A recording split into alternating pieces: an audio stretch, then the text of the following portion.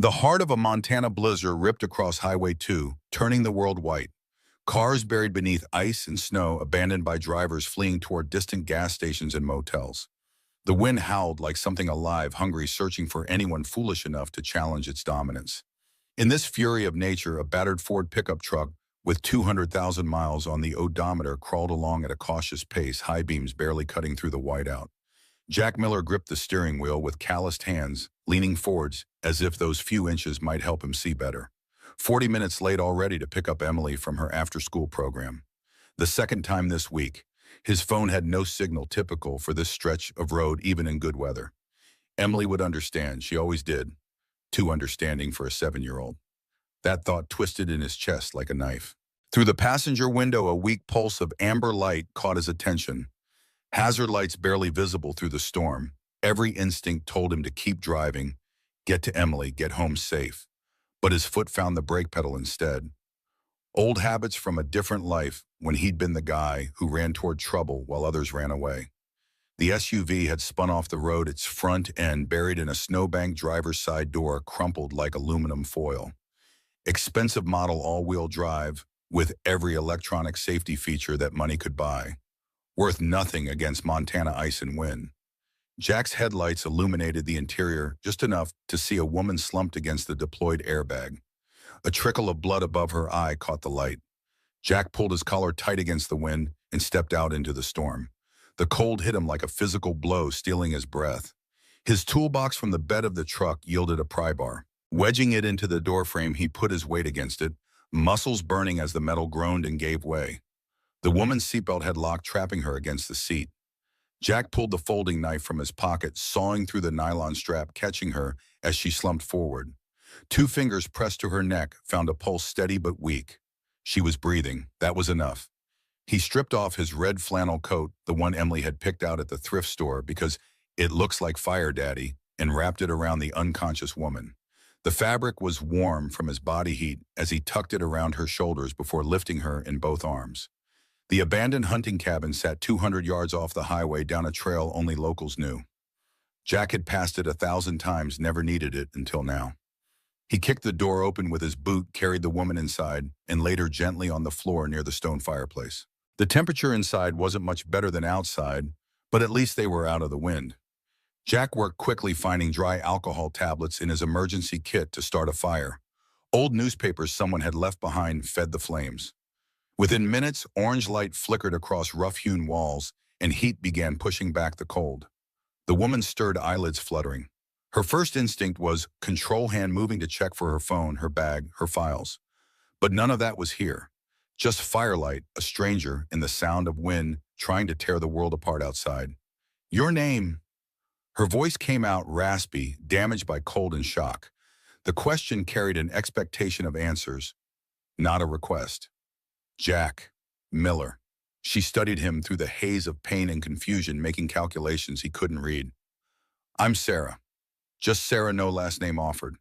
That simple omission changed everything and nothing. Jack noticed her wrist swelling already, the joint at an angle that made him wince.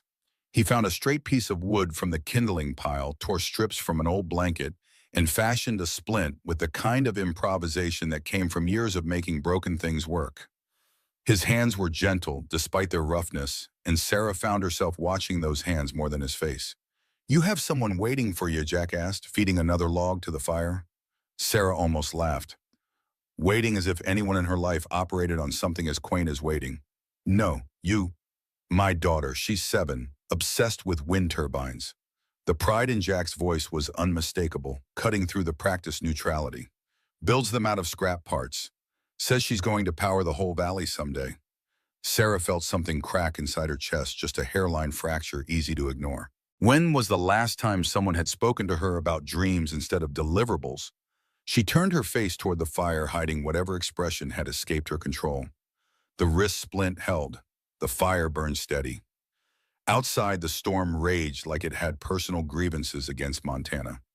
The cabin became its own small world firelight, the only thing standing between them and the consuming dark. Sarah hated this, hated the loss of control, hated depending on a stranger. Every instinct screamed to take charge, establish dominance, create structure. But here in this primitive space, those instincts had no purchase. We should wait for dawn before trying the highway, Jack said. It wasn't a suggestion, just a statement of fact delivered without authority, which somehow made it more convincing. Sarah wanted to argue, but the wind howling through cracks in the walls made the point moot. In my world, efficiency determines who stays. The words fell from her mouth before she could stop them. Jack poked at the fire, sending sparks spiraling upward. In my world, everyone deserves to get home. The words hung between them, simple and devastating. Sarah thought of her father, Chairman George Reynolds, who told her leadership meant being willing to be cold, meant making decisions others were too weak to make. She'd built her career on that principle, worn it like armor. But here, watching this stranger tend to fire to keep her alive, the armor felt thin. When the flames began to die, Jack pulled something from his pocket, a hand warmer made from a Ziploc bag filled with salt solution and a heat pack. Improvised, imperfect, and exactly what she needed. He placed it against her good hand, and Sarah stared at his calloused palms. These hands that fixed things, that saved things, that knew how to be useful without seeking credit. In the firelight, she saw safety, the kind money couldn't purchase. And for just a moment, she let herself feel it. Jack had a notebook in his truck, grabbed it when he'd retrieved the emergency kit. Old habits from his engineering days meant he still sketched systems, still thought in diagrams. While Sarah dozed fitfully, he flipped through pages of generator schematics for the Stirling Dynamics plant, where he worked night's notes about aging safety valves, observations about equipment that should have been replaced 3 budgets ago. One notation stood out, written in his precise hand. Safety valve C7 installed 1983, past service life. Recommend replacement before winter load increase. He'd submitted that recommendation 4 months ago. It had vanished into the bureaucratic void. Probably died on someone's desk. Probably got filed under not urgent enough to fund. Dawn came slowly, gray light filtering through gaps in the cabin walls. The storm had exhausted itself sometime in the dark hours, leaving behind a world buried under 2 feet of fresh snow. Search and rescue vehicles appeared on the highway, their lights cutting through the morning gloom. Sarah sat up, winced at the pain in her wrist, felt the red flannel coat slide from her shoulders. She'd slept in a stranger's jacket, in a stranger's protection, and that vulnerability felt more dangerous than the storm had been. "I owe you," she said, standing with effort.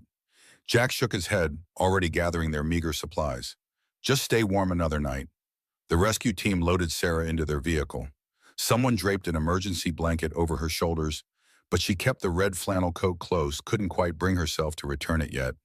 Through the rear window, she watched Jack climb back into his ancient pickup, watched him drive toward town, toward his daughter, toward a life she couldn't imagine living. She didn't know his last name, didn't know what he did or where he worked. For a few hours, she'd just been Sarah, and he'd just been Jack. And that simplicity felt like something precious she'd lost long ago. Jack made it to Emily's school an hour after classes had ended. He found her in the empty classroom with Mrs. Patel, who'd stayed late despite having her own family waiting. Emily's eyes lit up when she saw him, then narrowed with that look of premature concern that always broke his heart. "You got stuck in the storm," she said, not a question, but a statement of fact. Her small fingers continued moving across the contraption on her desk, a miniature wind turbine built from popsicle sticks, bottle caps, and what looked like parts from a broken toy car. Jack knelt down, bringing himself to her eye level. "I did. Had to help someone whose car went off the road." He wanted to apologize, but Emily had told him once in that matter-of-fact way she had inherited from her mother that he apologized too much for things that weren't his fault. "Did they get home safe?" Emily pushed a strand of dark hair from her face, tucking it behind her ear, with the unconscious grace that made her look so much like Kate, it sometimes stole his breath. "I think so. They got found by the rescue team." Emily nodded, satisfied with this answer. Then she held up her creation. "It's a variable pitch turbine. Mrs. Patel showed me on the computer how the blades can turn to catch different wind speeds." Jack's chest swelled with a pride so fierce it almost hurt. "That's my girl." Mrs. Patel smiled as she gathered her things. "She's entered it in the science fair next week. I think she has a real shot at first place." On the drive home, Emily chattered about gear ratios and wind resistance concepts she should have been too young to understand, but somehow grasped intuitively. Jack listened, asking questions in the right places, all while part of his mind kept returning to the woman in the SUV. Sarah. Something about her had seemed familiar, though he couldn't place it. Their trailer sat at the far end of Pinewood Mobile Home Park, where rent was cheap and dignity was hard-won. Small but immaculate with flower boxes, Emily had insisted on planting in the windows defiant splashes of color against the gray Montana landscape. Inside the space was warm with the lingering smell of the morning's oatmeal. Jack had woken at 4:30 a.m., as he did every day, to make breakfast before his package delivery shift started. The night shift at Sterling Dynamics began at 11 p.m., which left him a few precious hours with Emily in the evening. Emily headed straight for the kitchen table, which doubled as her workshop. Jack moved to the refrigerator, mentally calculating what he could make with the remaining groceries. Payday was still 3 days away. "Did you take your medicine this morning?" Jack asked, keeping his voice casual, not wanting to worry her. Emily nodded without looking up from her project. "Mrs. Roberts watched me take it at lunch, too. I put a star on my chart." The medication chart hung on the refrigerator door, rows of gold star stickers marking days of compliance. The preventative treatments weren't cheap, even with insurance, but Jack would have worked a third job if that's what it took. Kate's cancer hadn't shown symptoms until it was too late. Emily carried the same genetic markers. Jack wouldn't make the same mistake twice, wouldn't be too busy climbing a career ladder to notice the signs. As he prepared a simple dinner of pasta and the last of the frozen vegetables, Jack's mind drifted to the notebook in his truck. The safety valve concerns had gone unaddressed for too long. He'd raise it again tonight with Frank Thompson, the plant manager. Frank was old school, understood that maintenance wasn't just a budget item, but the thing keeping catastrophe at bay. Sterling Dynamics manufactured critical components for the aerospace industry. 3 production lines ran around the clock, feeding parts to manufacturers across 3 continents. The Montana plant had been built in the 1970s during a tax incentive program designed to bring jobs to rural America. Now it stood as the economic backbone of Ridgemont, employing nearly 1,000 people in a town of just over 12,000. Jack had once been more than a night shift mechanic. 8 years at Boeing as an aviation maintenance engineer, rising quickly through the ranks. A corner office had been on the horizon. Then Kate got sick, declining rapidly over 6 terrifying months. After her death, Jack couldn't bear the sympathy in his colleagues' eyes. Couldn't stand the empty apartment in Seattle. Couldn't face the career that had consumed so many hours he might have spent with his wife. So he'd packed up their daughter and what remained of their life, moved back to his hometown of Ridgemont, taken the first jobs he could find. Started over with nothing but the determination to be there for Emily in a way he hadn't been for Kate. Emily finished her dinner and disappeared into her small bedroom to change into pajamas, a nightly ritual that always gave Jack precisely 4 minutes and 30 seconds of solitude. He used it to close his eyes, leaning against the kitchen counter, allowing himself to feel the bone-deep exhaustion that he kept carefully hidden from his daughter. The phone rang, jolting him back to alertness. The display showed Sterling Dynamics, unusual for them to call before his shift. "Jack Miller. Jack, it's Jennifer from HR. We need all supervisors and department leads in conference room B tomorrow at 9:30 a.m. The CEO is doing an inspection tour." Jack frowned, checking the calendar on the wall. "I'm night shift. That's my sleep time. I know, and I'm sorry.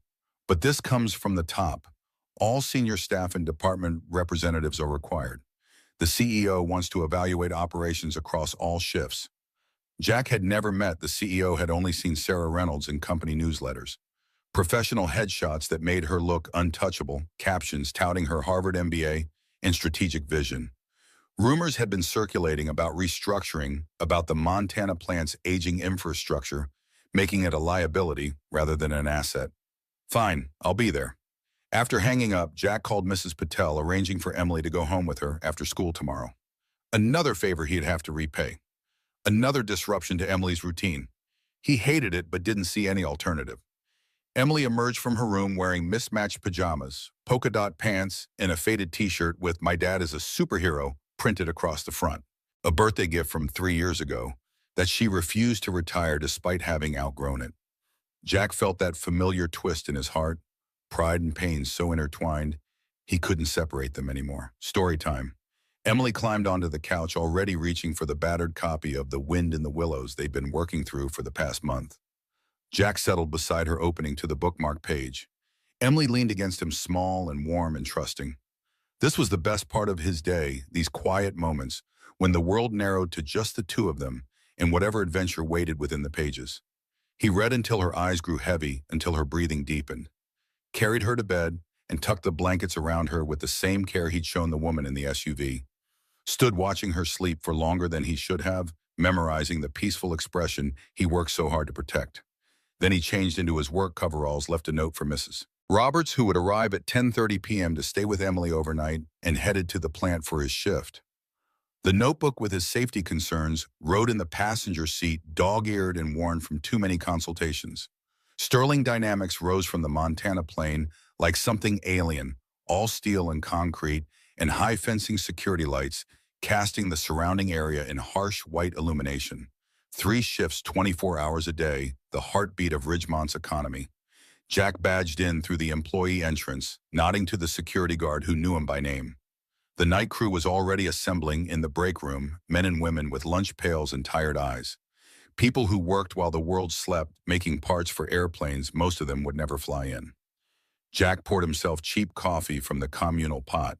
He taped Emily's latest drawing to his locker, a crayon depiction of a fireplace, with the words she loved scrawled beneath it, "Warm beats storm."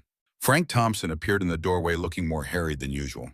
His gray hair stood up in tufts as if he'd been running his hands through it repeatedly. Miller got a minute. They stepped into Frank's cramped office walls covered with schematics and safety certifications. Frank didn't waste time on pleasantries. Word is the CEO visit tomorrow is about cuts. Deep ones. Jack's stomach tightened. How deep? Frank's weathered face creased with worry. 11th percentile reduction in workforce according to my source in corporate. Focused mainly on maintenance and what they're calling legacy support staff. Legacy. Corporate speak for older workers with institutional knowledge too valuable to measure on a spreadsheet. People like Frank, like many of Jack's night shift colleagues. That's insane. This equipment is 40 years old. It needs experienced eyes on it. Frank nodded grimly. I've made that argument. Was told that modern diagnostic systems make legacy staffing levels unnecessary. He practically spat the word legacy. Tell that to valve C7 when it blows because some algorithm doesn't recognize the warning signs. Jack pulled his notebook from his pocket, flipped to the page about the valve. I've documented everything, submitted 3 formal recommendations since August. Keep that documentation handy for tomorrow. Reynolds will be looking for justifications, not objections. But maybe actual data might make a difference. Jack doubted it. In his experience, executives saw data as something to manipulate, not something to learn from. But he nodded anyway, not wanting to dampen Frank's already dim hopes. The shift passed with the usual rhythm of maintenance checks, minor repairs, and documentation. Jack moved through the cavernous production areas with the efficiency of someone who knew every inch of the space. His team of 3, Miguel, Darius, and Way, spread out to cover their assigned sections, communicating by radio when necessary. 4 hours into the shift, a pressure warning light flashed on the main hydraulic system for production line 2.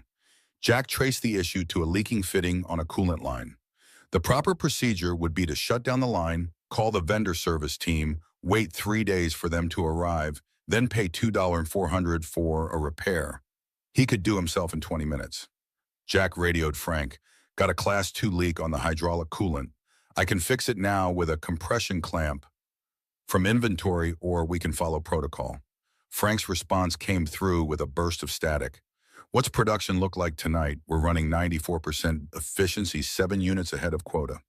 A pause. Fix it yourself. I'll sign off on the parts requisition. Jack retrieved a spare compression clamp from the parts cage, making sure to log it properly in the inventory system. The repair took 18 minutes, most of that time spent ensuring the seal would hold under pressure. When he finished, the leak had stopped completely. Production line 2 never slowed. He was documenting the repair when his phone vibrated. Text message from Mrs. Roberts. Emily woke up asking for you. Bad dream. She's back asleep now. A stab of guilt pierced him. He should be there. Should be the one comforting his daughter after nightmares. But instead, he was here keeping machines running so other people's children could have what they needed. In the quiet hours before dawn, Jack found himself standing at the observation window overlooking the production floor, watching robots perform the same precise movements they'd been programmed to execute thousands of times before. Flawless, efficient, uncomplaining. Exactly what modern management wanted from its human workforce, too. His reflection in the glass looked older than his 36 years.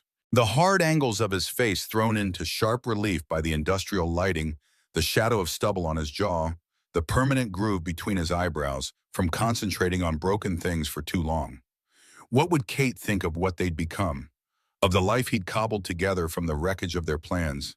She'd wanted him to reach his potential, had pushed him toward advancement, even when it meant longer hours. Now he'd stepped off that ladder entirely, traded ambition for presence. Sometimes he wondered if he'd made the right choice. But then he thought of Emily, of being there to help with homework, to make breakfast, to comfort her after nightmares. What good was success if you weren't there for the people who mattered? The night shift ended at 7 a.m. Jack handed over to the day crew, briefing them on the repairs made and issues still pending. Then he drove home, arriving just as Mrs. Roberts was helping Emily get ready for school. Jack paid Mrs. Roberts, thanking her for the overnight stay. Emily bounded over for a hug backpack already on wind turbine model, carefully packed in a shoebox for show and tell. "You have bags under your eyes, Daddy," she observed, touching his face with gentle fingers. "Just tired, Em. Nothing some coffee won't fix." She fixed him with a look too serious for her years. "You need a nap. Mrs. Patel says sleep is when your body heals itself." Jack smiled despite his exhaustion. "I'll nap after my meeting, promise. But first I get to walk you to the bus stop." They walked hand in hand down the gravel road that ran through the mobile home park, Emily pointing out every interesting rock and cloud formation along the way. The school bus arrived precisely on schedule as it did every morning. Jack watched her climb aboard, waving until the bus disappeared around the bend. Back home, he showered away the grime of the night shift, changed into clean clothes. Not quite a suit, but presentable enough for a meeting with corporate. The best shirt he owned, pressed khakis work boots, polished as much as their worn leather would allow. The notebook with his safety documentation tucked securely in his pocket. Sleep tugged at him, but Jack resisted. Instead, he reviewed his notes one more time, trying to articulate the concerns in language executives might actually hear. Not just the technical details, but the implications. Not just the costs of replacement, but the costs of failure. The drive to Sterling Dynamics took 12 minutes in daylight traffic. Jack arrived at 9:15, early enough to gather his thoughts, but not so early as to appear anxious. The parking lot contained several vehicles he didn't recognize, expensive sedans and SUVs with rental company logos, out-of-state plates. Corporate visitors. Conference room B already hummed with nervous energy when Jack entered. Day shift supervisors stood in awkward clusters, uncertain whether to sit or stand. Department heads checked phones and shuffled papers, projecting confidence they didn't feel. Jack recognized the defensive postures, the forced smiles. Everyone knew what was coming. No one wanted to acknowledge it. Robert Hayes, the chief operating officer, stood at the head of the table arranging presentation materials. His tailored suit and manicured appearance contrasted sharply with the plant personnel. Hayes had visited the Montana facility exactly twice in the 3 years Jack had worked there, both times to announce cost-cutting measures.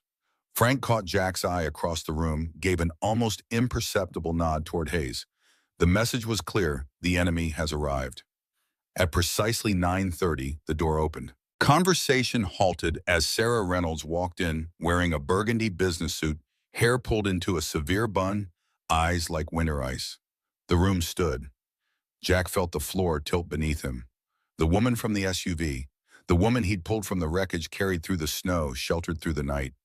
The woman who'd kept his flannel coat. Sarah's gaze swept the assembled faces, professional and detached, until it landed on Jack. For half a heartbeat, something flickered in her expression, shock and recognition, and something else. But then it was gone, replaced by the mask she wore like a second skin. "Good morning. Thank you all for being here. Let's begin." No acknowledgement. No indication they'd ever met. Jack shouldn't have been surprised.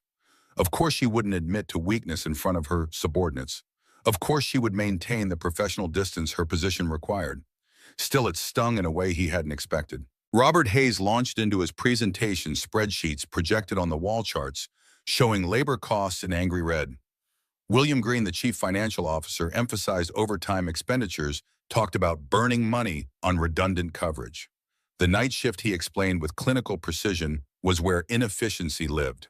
A document flashed on screen, too quick for most to read, But Jack caught his own name scrolling past. Phase 1 reduction targets. The header read. His stomach went cold. Frank pushed back from his chair, the legs screeching against the floor. You cut maintenance, you're gambling with safety. This equipment is 40 years old, needs experienced eyes on it. Equipment has diagnostic systems, Hayes countered smoothly. We can't justify legacy staffing based on outdated protocols. Jack studied Sarah during this exchange. Her right wrist was wrapped in a professional-looking brace, hidden partially by the sleeve of her jacket. On her notepad, she'd written something, then crossed it out. Her pen hovered over the page, uncertain.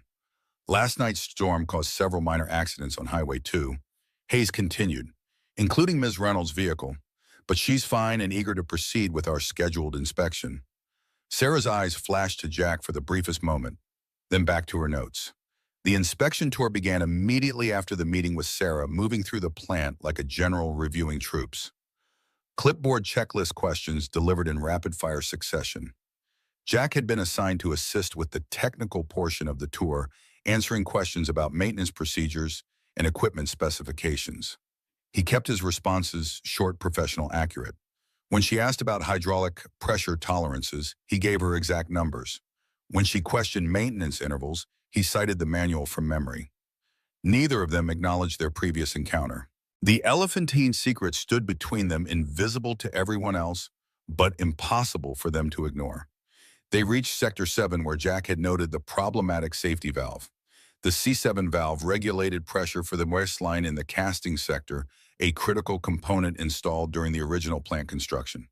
According to the maintenance record, it had been scheduled for replacement 3 years ago, then deferred when budgets tightened.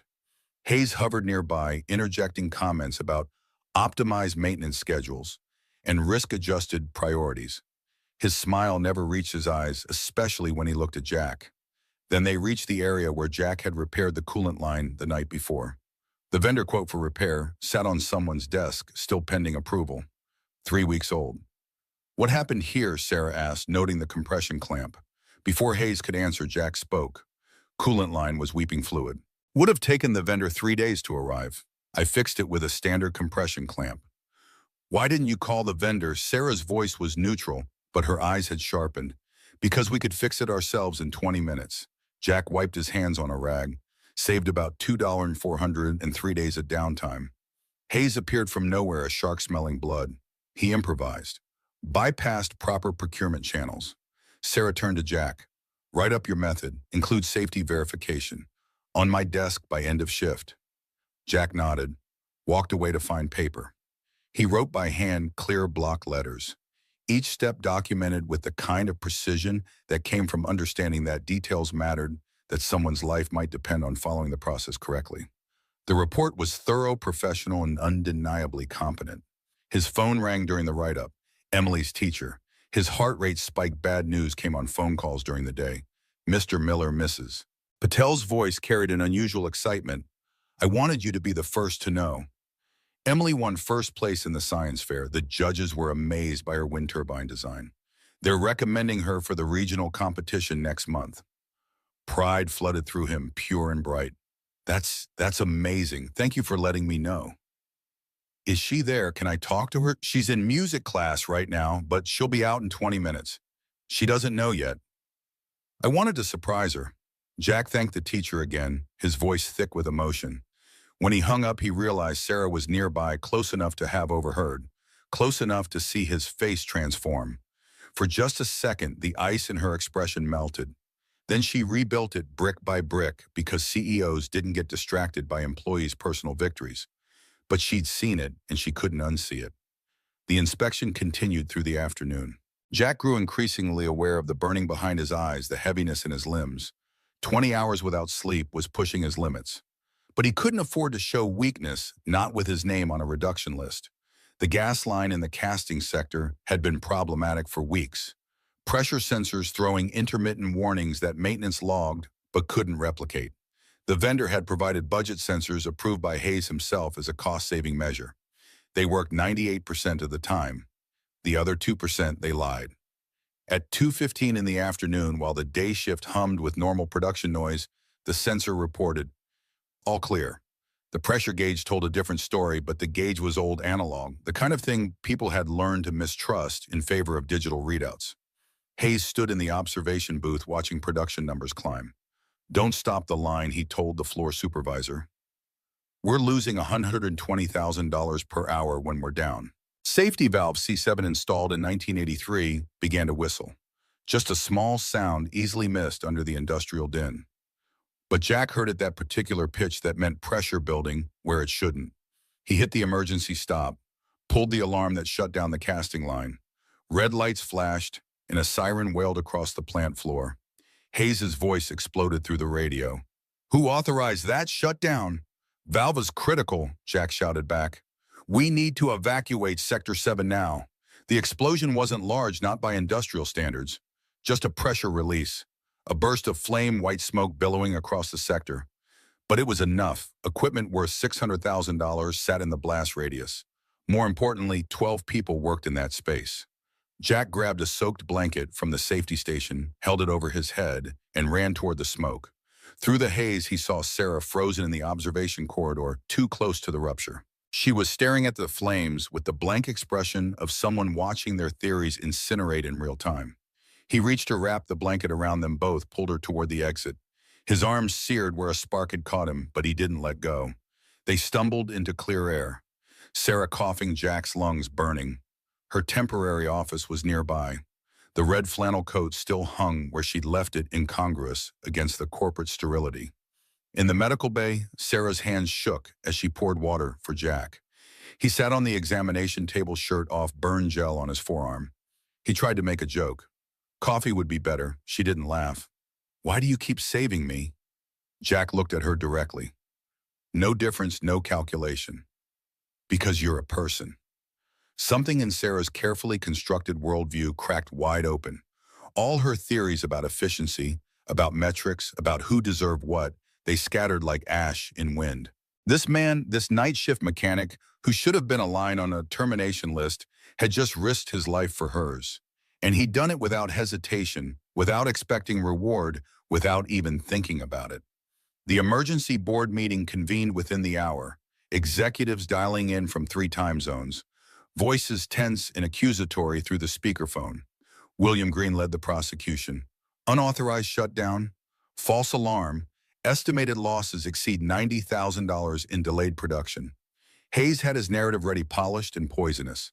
This is exactly the kind of reactive, non-protocol behavior that makes night maintenance a liability.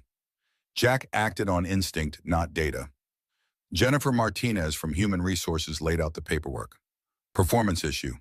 Forms pre-populated with legal language ready for signatures. The machinery of termination grinding forward with bureaucratic efficiency. Sarah sat at the conference table staring at her bandaged wrist. She thought about this cabin, about hands making splints from scraps. She thought about the fire that had kept her alive and the fire that could have killed a dozen workers. She thought about the difference between data and truth. "I need 48 hours. Her voice cut through the arguments, silencing the room. "Safety investigation. Full review before any personnel action." Green's face went rigid. "With all due respect, Miss Reynolds, this is a clear—" "If we fire someone for preventing a disaster," Sarah interrupted, "and it turns out he was right, we'll face lawsuits that make today's losses look like pocket change." It was language they understood. Risk management, liability, mitigation. She was learning to speak their dialect while meaning something entirely different. The meeting adjourned with reluctant agreement to wait for the investigation results. Sarah remained at the table after everyone else had gone alone, with the weight of what had almost happened. What might still happen? That evening, she called her father, Chairman George Reynolds. He answered on the second ring, his voice carrying that particular tone of disappointment he'd perfected over decades. "How's the inspection going?" Cutts identified. Sarah hesitated. "There was a safety incident today. I'm initiating a full review before proceeding with any terminations." Her father's sigh conveyed volumes. "Sarah, we've discussed this. Leadership means making hard choices. The board expects that 11% reduction by end of quarter. A man saved my life twice in 24 hours, and he's on the reduction list." Silence on the other end. "Then don't go soft." Sarah looked at the burn patterns on her jacket sleeve, at the medical report documenting Jack's injury. What if the hard choice is admitting we're wrong? Her father had no answer for that. The next morning, Jack submitted his resignation letter. 2 sentences on plant stationery. Effective immediately, I resign my position. I won't let anyone sacrifice their principles for my sake. He left it on Sarah's desk and walked out. With his meager severance, he might stretch finances for a month, maybe 6 weeks if he picked up extra delivery routes. Emily's medication would be the challenge. Without insurance, the cost would be crippling. Jack drove home rehearsing what he would tell his daughter. How he would explain that things would be tight for a while, that they might need to move, that changes were coming. She'd understand. She always did. That was the worst part. The trailer seemed smaller somehow, the walls pressing in. Jack sat at the kitchen table, head in his hands. The weight he'd been carrying for so long, suddenly too heavy to bear. His phone rang. Unknown number. Jack Miller. The voice on the other end belonged to Frank Thompson. She's looking for you, Reynolds. Tore through the maintenance records like a tornado, found the safety valve logs, the sensor purchase orders, all of it. Hayes is sweating bullets. Jack closed his eyes. Too little, too late. She's going to need your statement for the investigation. I gave my statement when I resigned. You didn't hear this from me, but there's more going on than a safety review. She's building a case against Hayes. Something about vendor kickbacks, falsified approval documents. Jack, this could change everything. Or it could be corporate theater. Reynolds still reports to the board. They still want their cuts. Come back in, just for the investigation. Help us make the case for maintenance. Jack thought of Emily, of her medication, of the promises he'd made to always be there. There were worse things than swallowing your pride. Fine, but I'm doing it for the team, not for her. After hanging up, Jack's gaze landed on Emily's drawing taped to the refrigerator. The crayon fireplace, bright orange flames against a blue background. Warm beats storm, written in her careful 7-year-old hand. He'd taught her that phrase during her first Montana winter, when the power had gone out and they'd huddled together under blankets telling stories to keep the cold at bay. It had become their mantra, their private philosophy. No matter how harsh the world outside, they would create warmth together. Now Jack had to find a way to keep that promise, even if it meant walking back into the storm. Sarah drove to Jack's address, a trailer park on the edge of town where rent was cheap and dignity was hard-won. The trailer was small but immaculate. Flower boxes in the windows, a satellite dish pointing toward stars. Emily answered the door, this tiny person with serious eyes and a gap-toothed smile. She was holding a drawing still wet with marker ink. The familiar fireplace and those 3 words, warm beats storm. Are you my dad's boss? Emily asked with the directness of children who haven't learned to lie yet. I am, Sarah said. Emily studied her for a long moment, then held out the drawing. He says warm always wins, even when the storm is really, really big. Sarah took the drawing with hands that weren't quite steady. She knelt down to Emily's level. Your dad is right. He's very right. Jack appeared behind his daughter, saw Sarah, started to close the door. But Sarah spoke first. I need you to come back, not to your old job, to lead the emergency systems restoration. Full protocol review. You write the new standards. Jack shook his head. I'm not interested in being anyone's token redemption. This isn't redemption, Sarah said. It's recognition. The plant needs someone who sees problems before sensors do. Someone who will hit the alarm even when it costs 6 figures. Someone who understands that numbers don't bleed. The words hung in the space between them. Emily looked from one adult to the other, sensing the importance of what was happening, but not fully understanding it. Jack's jaw worked as he struggled with conflicting impulses, pride, practicality, principle. Finally, he spoke. I'll need full access to the maintenance records. And a team I choose. You'll have it. Start tomorrow. Sarah turned to leave, then paused. She pulled the red flannel coat from her bag, held it out to Jack. Thank you. For everything. Keep it, Jack said. Storms aren't over yet. Sarah left with Emily's drawing clutched in her hand, feeling as if something fundamental had shifted in the company, in herself, in the world. The numbers and metrics that had guided her career suddenly seemed less substantial, less real than the crayon flames on the page. In her hotel room, she began preparing for the board meeting where she would have to justify her decisions, where she would have to explain why the 11% reduction target would not be met, at least not in the way they expected. Her father would be furious. Hayes and Green would fight her. The board might even replace her. But for the first time in her professional life, Sarah Reynolds was prepared to lose a battle in order to win the war. Because some things she was beginning to understand mattered more than efficiency, more than metrics, more than the appearance of strength. Some things were worth fighting for even if you stood alone, even if the storm seemed too powerful to survive. She looked at Emily's drawing at those three simple words, warm beats storm. And for the first time in a very long time, Sarah allowed herself to hope it might be true. Morning light streamed through the narrow windows of Sterling Dynamics conference room as Sarah Reynolds spread maintenance logs across the polished table. Dark circles beneath her eyes betrayed a sleepless night spent combing through years of safety reports, requisition forms, and inspection documents. The paper trail told a story that numbers alone couldn't capture a pattern of deferred maintenance, ignored warnings, and cost-cutting measures that had brought them to the brink of disaster. Jennifer Martinez entered it with the 2 cups of coffee, sliding one towards Sarah. "You've been at this since 4 a.m. Find what you needed." Sarah looked up, fatigue evident in the tight lines around her eyes. The safety valve Jack flagged 4 months ago, it wasn't just one report. There were 3 separate maintenance tickets, all marked critical by different technicians, all denied or deferred by Robert Hayes. Jennifer nodded slowly. "I remember those forms crossing my desk." Hayes said the executive committee had prioritized capital expenditures differently. The executive committee never saw these requests. "I checked the minutes of every meeting going back 6 months. They were buried before they reached us." The door opened and Jack Miller entered. His expression was guarded, shoulders tense beneath his work shirt, a man expecting disappointment. He carried a worn leather binder under one arm, stuffed with papers that threatened to spill out at the edges. Sarah's pulse quickened involuntarily. "You brought your records." Jack set the binder on the table, keeping his distance. "Everything I've documented since I started here. Anomalies, repair requests, workarounds. 3 years of trying to keep this place from falling apart with duct tape and overtime." He looked exhausted, probably hadn't slept since his resignation yesterday.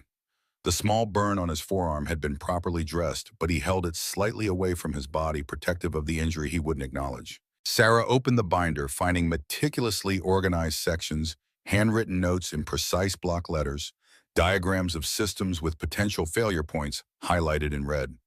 This level of detail was unexpected, not just maintenance reports, but comprehensive risk assessments. Work that went far beyond his job description. This is engineering-level analysis. Sarah flipped through pages documenting stress fractures in support beams, recalibration needs for aging machinery. "I was an engineer. Before." Jack's voice was flat, defensive. Sarah knew this from his file, of course. Jack Miller, Boeing's senior maintenance engineer with a track record of innovation in preventative systems. Resigned abruptly after his wife's death. The file didn't explain why someone with his qualifications was working night shift at a plant in rural Montana. Frank Thompson joined them, bringing additional records from the plant manager's office. The 4 of them formed an unlikely alliance: CEO, HR director, plant manager, and the mechanic who should have been fired. Frank's weathered face brightened slightly when he saw Jack's binder. "You still have the compression stress logs from last summer, the ones that showed microfractures developing in the east wall supports." Jack nodded, flipping to a tab section. "And the vibration analysis from when they installed the new cooling system without proper dampeners." Sarah watched the easy rapport between the 2 men, the shorthand of colleagues who respected each other's expertise. This was what her spreadsheets couldn't quantify: institutional knowledge, collaborative problem solving. The human infrastructure as vital as the physical one. Over the next 2 hours, they built a comprehensive picture of the plant's vulnerabilities. The safety valve that had nearly caused catastrophe was just one symptom of a systemic problem. Hayes had consistently prioritized short-term cost savings over necessary maintenance, creating a ticking time bomb of deferred repairs. Jack pulled up one more file on his phone. "The safety system I designed at Boeing, it monitored pressure variations and micro vibrations to predict failures before they happen. The company shelved it because the upfront cost was too high, even though it would have saved millions long term. If we had something similar here yesterday, wouldn't have happened." Sarah studied him, seeing not just the tired mechanic, but glimpses of the engineer he'd been, the passion that still burned despite everything life had thrown at him. Why did you leave Boeing? Jack's expression closed like a steel door. Personal reasons. The abrupt withdrawal was a warning territory he wouldn't discuss. Sarah changed direction. We need to prepare for the board meeting tomorrow. Hayes is already building his narrative that you overreacted, caused unnecessary downtime, that the explosion was minor and contained. Jack gathered his materials, shoulders tight with tension. What do you need from me? Documentation, testimony, and your engineering expertise to help build a case for an alternative approach. Fine. He checked his watch. I need to pick up my daughter from school. I'll be back in 2 hours. After Jack left, Jennifer turned to Sarah. Hayes is already lobbying board members, telling them you've gone soft, that you're letting emotions override business sense. Sarah's jaw tightened. He's also hiding something. His reactions yesterday were too extreme for a simple disagreement about protocol. Jennifer, I need you to pull every vendor contract Hayes has approved in the last 18 months. Frank, get me production reports showing actual maintenance costs versus projected. We need to follow the money. They dispersed to their tasks, leaving Sarah alone with Jack's meticulous records. She found herself lingering over a page where he'd sketched a more efficient safety relay system, the design elegant in its simplicity. In the margin, he'd written a note to himself, M's idea redundant circuit like her turbine backup. Emily, his daughter, the little girl with serious eyes and a gap-toothed smile who believed warm always wins. Sarah thought about her own childhood growing up in the shadow of Sterling Dynamics. Her father had taught her to see people as assets or liabilities, had taught her that leadership meant making the hard choices others wouldn't. What would George Reynolds think of her now, poring over maintenance logs instead of finalizing termination papers? Sarah's phone rang. Speak of the devil. Her father's name flashed on the screen. Have you resolved the situation? His tone made clear what resolution should look like. Sarah chose her words carefully. I'm conducting a thorough investigation before making any decisions. A heavy sigh traveled through the connection. The board meeting is tomorrow, Sarah. They're expecting results, not investigations. They'll get results, but they'll be based on complete information, not convenient narratives. You're sounding like an idealist. That's not the Reynolds way. Sarah's grip tightened on the phone. Maybe the Reynolds way needs to evolve. After ending the call, Sarah went to the window overlooking the production floor. 3 shifts, 24 hours a day, nearly 1,000 jobs, the economic backbone of Ridgemont. This wasn't just about corporate politics or personal redemption. Real lives hung in the balance. Her reflection stared back at her, superimposed over the workers below. Who was Sarah Reynolds now? The ice-cold CEO who made the hard choices? Or someone new, someone still taking shape? Jack returned as promised, this time with additional documentation, emails, warranty reports, repair histories. They worked into the evening, building the case piece by piece. At some point, someone ordered pizza. Coffee cups multiplied on the table. The formal hierarchy dissolved in the face of shared purpose. Frank pulled up historic production data showing how emergency repairs cost far more than scheduled maintenance. Jennifer discovered a pattern of vendor contracts awarded to companies with suspiciously similar corporate structures, all leading back to a holding company in Delaware. And Jack demonstrated how safety incidents had increased in direct proportion to maintenance budget cuts. Sarah kept her father's warning in mind. The board wouldn't be swayed by moral arguments alone. They needed hard numbers, undeniable evidence. A business case for doing the right thing.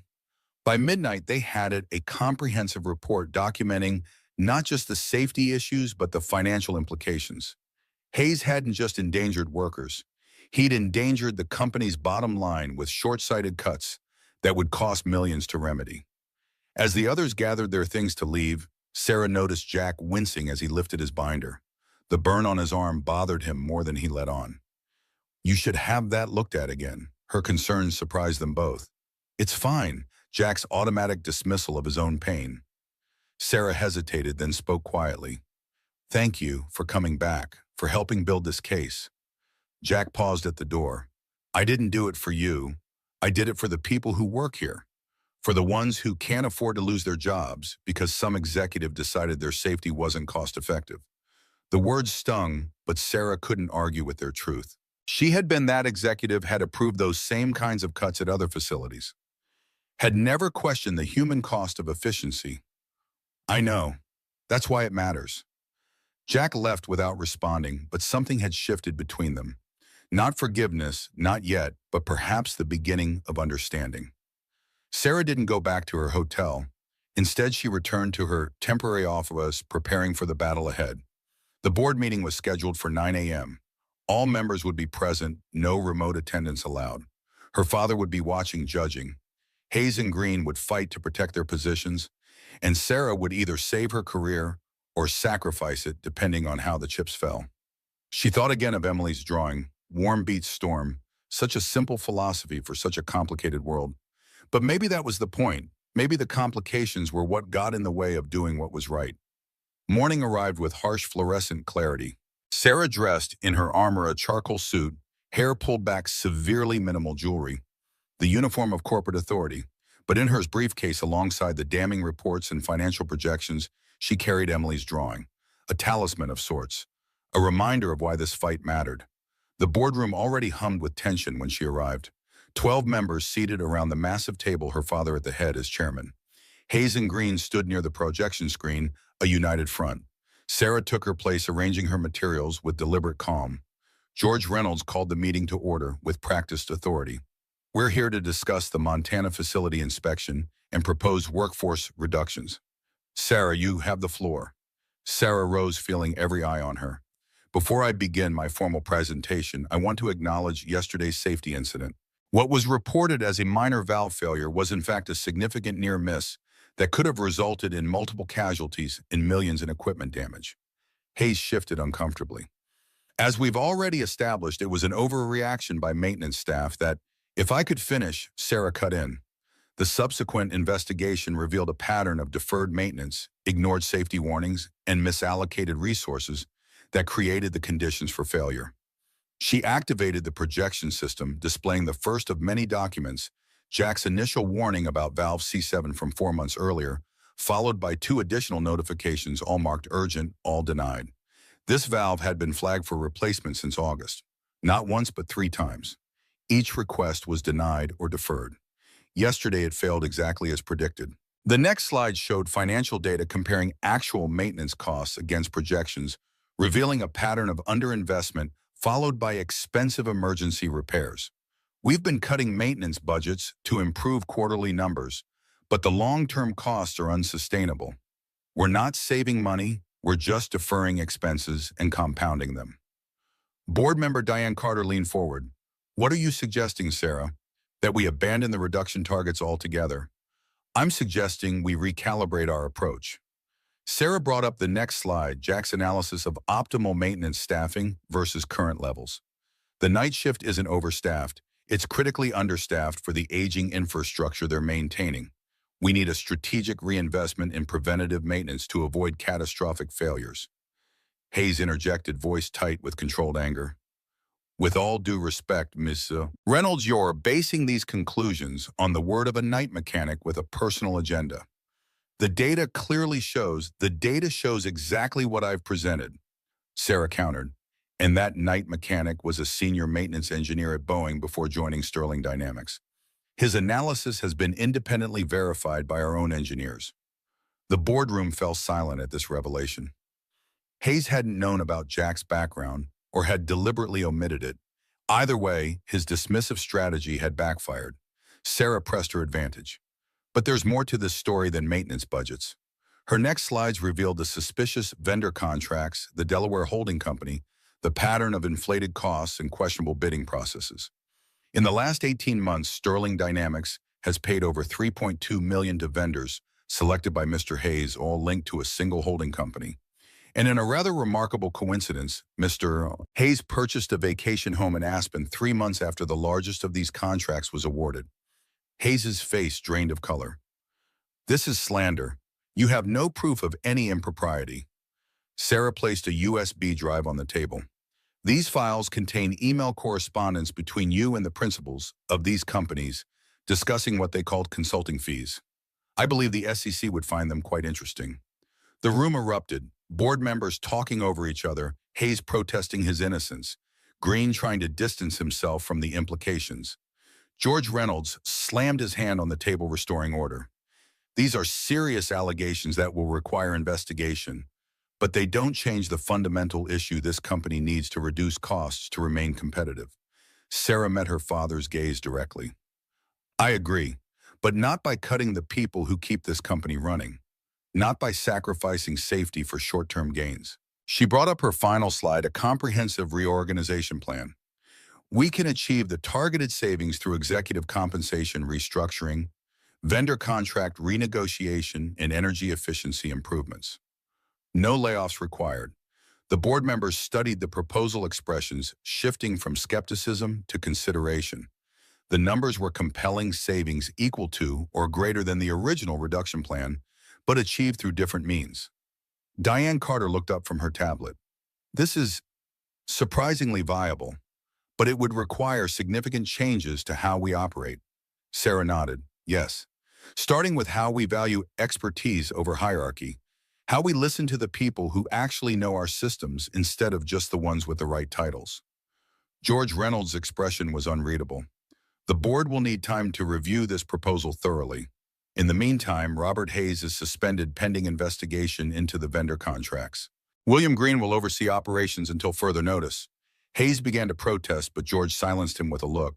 That's all for today. We'll reconvene when the investigation is complete. As the meeting dispersed, Sarah gathered her materials, aware of her father approaching. She braced for criticism, for disappointment, for the cold assessment that had defined their relationship. Instead, George studied her with something new in his eyes. You put your career on the line today. You could have played it safe, implemented the cuts, moved on to your next promotion. I did what needed to be done. What was right? George nodded slowly. Your mother would have done the same. He'd never compared Sarah to her mother before Catherine Reynolds had died when Sarah was 14, a brilliant engineer whose innovations had built Sterling Dynamics, but whose warmth had built their family. After she was gone, George had retreated into cold efficiency, teaching Sarah to do the same. The comparison hit Sarah like a physical blow. Thank you. The words felt inadequate, but they were all she had. I'm still not convinced this soft approach will work. George's tone hardened slightly, retreating to familiar territory. But I'm willing to let you try. Don't make me regret it. He left without waiting for a response, straight-backed and dignified. Not a full endorsement, but from George Reynolds, it was the closest thing to approval Sarah had received in years. The hallway outside buzzed with whispered conversations as executives processed the morning's revelations. Sarah ignored them, heading for her temporary office. She had calls to make, a plant to reorganize, a new approach to implement. The real work was just beginning. Frank Thompson was waiting for her, practically vibrating with barely contained energy. They're saying Hayes is out, that there won't be cuts. Is it true Hayes is suspended? Sarah set her briefcase on the desk. The board is reviewing my alternative proposal. Nothing's official yet. Frank let out a low whistle. You pulled it off. Damned if you didn't actually pull it off. It's not finished. We still need to prove the new approach can work, that we can achieve the savings without layoffs. Frank's weathered face broke into a rare smile. Already started. Line 2 had its best production day in 3 years after Jack's team fixed those hydraulic fittings. Turns out machines work better when they're not held together with prayers and overtime. Speaking of Jack, Sarah tried to sound casual. Has he heard about the board meeting? Couldn't reach him. He took the day off to handle some personal business, something about his daughter's doctor appointment. Sarah nodded, trying to ignore the irrational disappointment. Of course, Jack's priority would be Emily. That was who he was, a father first, everything else second. It was part of what made him different from the other engineers and executives she'd known, who sacrificed family time on the altar of career advancement, who measured their worth in promotions and stock options rather than in moments with the people they loved. Frank hesitated at the door. You know he's not going to come back as just a mechanic. Not with what he knows, what he can do. If you want to keep him, you'll need to offer him something more. I know. Left alone, Sarah sank into her chair, the adrenaline of the morning giving way to bone-deep exhaustion. She'd won this battle, but the war was far from over. The board would scrutinize every aspect of her alternative plan. Hayes might be gone, but his allies remained. And the fundamental challenge, making a 40-year-old plant competitive in a global market, hadn't changed. Her phone buzzed with a text from Jennifer. Press already calling about Hayes' suspension. Need statement ASAP. The corporate machinery never stopped. One crisis averted another, demanding attention. Sarah began drafting a response careful to mention the investigation without making accusations that could lead to litigation. Precise language-controlled messaging, the tools of executive damage control. Halfway through, she stopped staring at the words on the screen. This was exactly the kind of corporate speak that created a distance between leadership and workers, the kind of careful non-communication that bred distrust. Sarah deleted the draft. Instead, she stood up, straightening her jacket. I'll address them directly. Plant floor 20 minutes. Jennifer's response came immediately. Not protocol or CEO.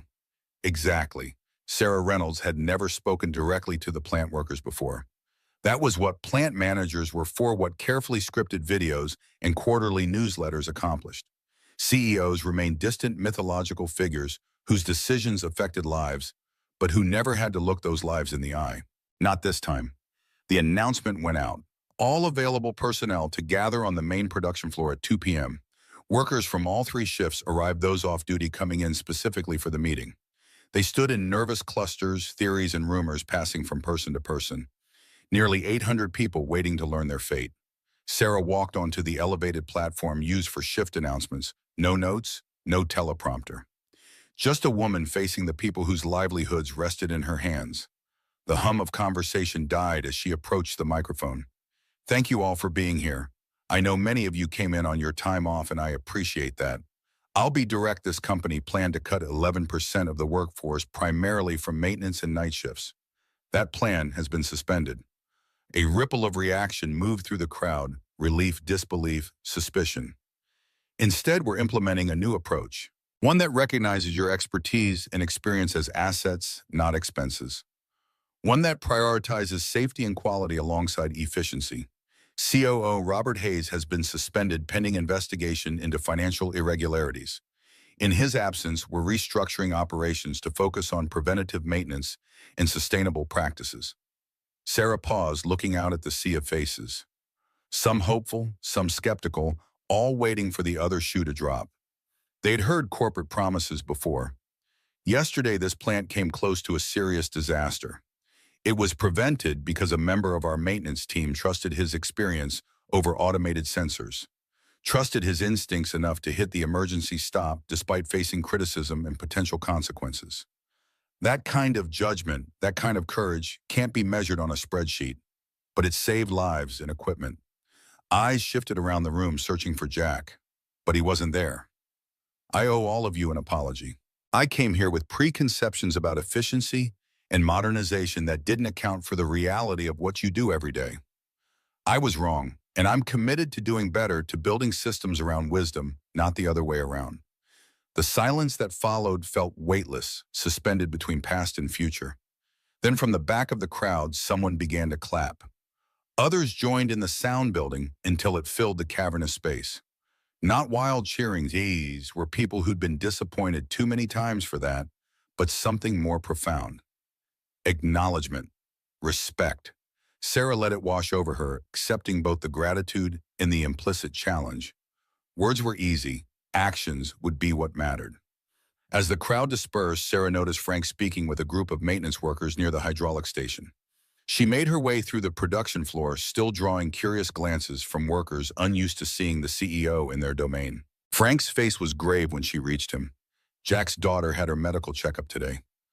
Insurance is already showing as terminated in the system. They wouldn't proceed without full payment up front. Sarah's stomach dropped, but he resigned yesterday. Coverage should continue until the end of the month. Should, but doesn't. System processed his separation immediately. Standard procedure for voluntary separations with cause. Hayes, had to be. One final twist of the knife. How much was the appointment? Sarah was already reaching for her phone. Frank shook his head. It's not just the appointment, it's the medication, preventative treatments, follow-ups. Without insurance, we're talking thousands per month. Where is he now? Home, I guess. Trying to figure out how to keep his daughter healthy without losing their home. Sarah made a decision. Get me his address again and call HR. Tell them to reinstate his insurance retroactively. Create a new position. Safety Systems Director with full benefits, effective yesterday. Frank raised an eyebrow. That's not exactly protocol. I'm the CEO. I make the protocols. The drive to Jack's home took 15 minutes, the trailer park looking somehow smaller in daylight. Children played in the gravel spaces between units. Bicycles and chalk drawings, evidence of lives built within tight constraints. Sarah parked her rental car beside Jack's battered pickup, feeling conspicuously out of place in her business attire. She knocked on the door, the sound hollow against the thin metal. No answer. She tried again, louder this time. Finally, the door opened. Jack stood in the entrance, expression closing when he recognized her. Emily peered around his legs, curious about their visitor. Before Sarah could speak, Jack's words cut through the air. "If you're here about the board meeting, I already heard. Congratulations on your win." The bitterness in his voice caught her off guard. This wasn't the reaction she'd expected. "That's not why I'm here. Your insurance was terminated incorrectly. I've ordered it reinstated immediately, retroactive, to cover today's appointment." Jack's expression didn't soften. "We don't need your charity. It's not charity. It's correction of an administrative error." And Sarah hesitated, then pushed forward. "I'm here to offer you a position, Safety Systems Director, overseeing all maintenance protocols, reporting directly to me." Jack's laugh held no humor. "So that's how corporate absolution works. Create a fancy title throw, money at the problem, ease your conscience." Emily tugged at her father's hand, sensing the tension, but not understanding its source. "Daddy, who is she?" Sarah knelt down, bringing herself to Emily's eye level. "I'm Sarah. I work with your dad. I saw your drawing, the one about warm, beating storm." Emily's face brightened. "Did it help you? Daddy says pictures help people remember important things." "It helped me very much. In fact, it helped change how a whole company works." Sarah reached into her bag, withdrawing a folder. "I brought you something too. It's the announcement for the regional science fair. Your wind turbine design qualified." Emily took the folder with reverent hands, eyes wide. "Really? I get to go?" Jack's jaw tightened. "I don't know if we can—" "The entry fee has been covered," Sarah interjected. "Sterling Dynamics is sponsoring all local students who qualified, along with transportation to the competition." It wasn't technically a lie. The program didn't exist yet, but it would by morning. Sarah would make sure of it. Emily looked up at her father, hope radiating from her face. "Can we go, Daddy?" "Please." Jack's resistance visibly crumbled against his daughter's excitement. "We'll see, Em. Why don't you go work on your presentation while I talk to Ms. Reynolds?" Once Emily had disappeared into her room, Jack's expression hardened again. "I don't need your help. Or your job offer?" "Yes, you do." Sarah kept her voice level. "Emily needs consistent medical care, the kind that requires comprehensive insurance. And you need work that uses your actual skills, not just your hands." Jack's eyes narrowed. "Why do you care? 3 days ago, you were ready to fire me. Now you're creating positions and sponsoring science fairs. What changed? You saved my life twice. And then you showed me how to save this company, maybe this whole town." Sarah met his gaze directly. "I was wrong. About maintenance budgets, about efficiency metrics, about what matters. I'm trying to fix it. But I need your help." The silence stretched between them, taut with unspoken complications. Finally, Jack spoke. "I'll consider the position. But I won't be a token or a trophy or whatever corporate redemption story you're writing for yourself." "Fair enough. The job description and compensation package will be on your desk tomorrow. Review it, make changes if needed. This is a real position with real authority because we really need you." Jack nodded once, still guarded but no longer openly hostile. "Is that all?" Sarah hesitated. There was more, so much more she wanted to say. About the cabin, about the fire that had kept them alive, about the unexpected ways their paths had crossed. But this wasn't the time. Maybe there would never be a right time. For now, yes. As Sarah turned to leave, Emily reappeared, clutching her wind turbine model. "Ms. Reynolds, wait, I want to show you how it works." Jack's expression softened at his daughter's enthusiasm. 5 minutes, Em. Then Ms. Reynolds needs to go." Sarah knelt again as Emily proudly demonstrated her creation, a surprisingly sophisticated design that adjusted blade pitch based on wind speed, maximizing energy collection even in variable conditions. "I used Dad's broken drill parts for the gears," Emily explained, turning the small handle to show how the mechanism operated. "And these are from an old toy car. Dad says good engineers use what they have, not what they wish they had." Sarah glanced up at Jack, catching a glimpse of pride breaking through his careful neutrality. Your dad is very wise. Emily nodded solemnly. He's the smartest person in the whole world, and the bravest. When Mom died, he said we'd find a way to make a new kind of family. Just us. And we did. The simple statement carried such weight, the tragedy of loss, the courage of beginning, again, the resilience of this small family unit who'd rebuilt from ruins. Sarah felt something twist in her chest, a recognition of something valuable she'd never possessed herself. I think your wind turbine has an excellent chance of winning. Sarah gently touched one of the blades. The world needs more engineers like you, Emily. As she stood to leave, Jack walked her to the door. Thank you for the science fair. Emily's been talking about it for weeks, but I wasn't sure how we'd manage it. It's the least I could do. Sarah paused at the threshold. The position is real, Jack. I meant what I said about needing your expertise. Think about it. Back in her rental car, Sarah watched the trailer through the windshield for a long moment. Such a small space to contain so much grief and joy, struggle and triumph, a father and daughter, building a life from whatever materials came to hand. Like Emily's wind turbine fashioned from broken parts, but designed to capture energy, to create power from the very forces that threatened to overwhelm. Sarah drove back to her hotel, mind racing with plans and possibilities. The board would expect a detailed implementation strategy for her alternative proposal. The press would need statements about Hayes' suspension. Operational transitions would have to be managed, expectations set, results delivered. But beneath all the corporate machinery, something had shifted. A fundamental recalibration of what mattered, of how success should be measured. For the first time in her career, Sarah Reynolds was defining leadership not by the tough choices she made, but by the human connection she preserved. In her hotel room, she placed Emily's drawing on the desk beside her laptop. 3 simple words in a child's handwriting. Warm beats storm. As she began typing her implementation plan, Sarah wondered if maybe, just maybe, it was true. 3 months after the near disaster at Sterling Dynamics, the Montana plant hummed with renewed purpose. Fresh safety placards adorned walls, updated evacuation routes mapped in bright colors. The maintenance department had doubled in size with experienced technicians mentoring newer hires. Valve C7, the failure point that had nearly caused catastrophe, had been replaced with a state-of-the-art system that continuously monitored pressure fluctuations. But the most significant change wasn't physical infrastructure. It was the transformation in how decisions were made. Jack Miller stood in the control room reviewing data from the overnight shift on a newly installed monitoring system. The interface displayed real-time analytics from every critical component in the facility his design implemented over the past 12 weeks. The safety systems director position had evolved from offer to reality, with an office, a team, and most importantly, actual authority. When Jack raised concerns, now production stopped until those concerns were addressed. Frank Thompson entered, nodding toward the main display. 90 days without a safety incident. Best record in company history. Jack allowed himself a small smile. Systems working like it should. The overnight team caught that calibration drift in the east wing sensors before it became a problem. Frank's weathered face creased with satisfaction.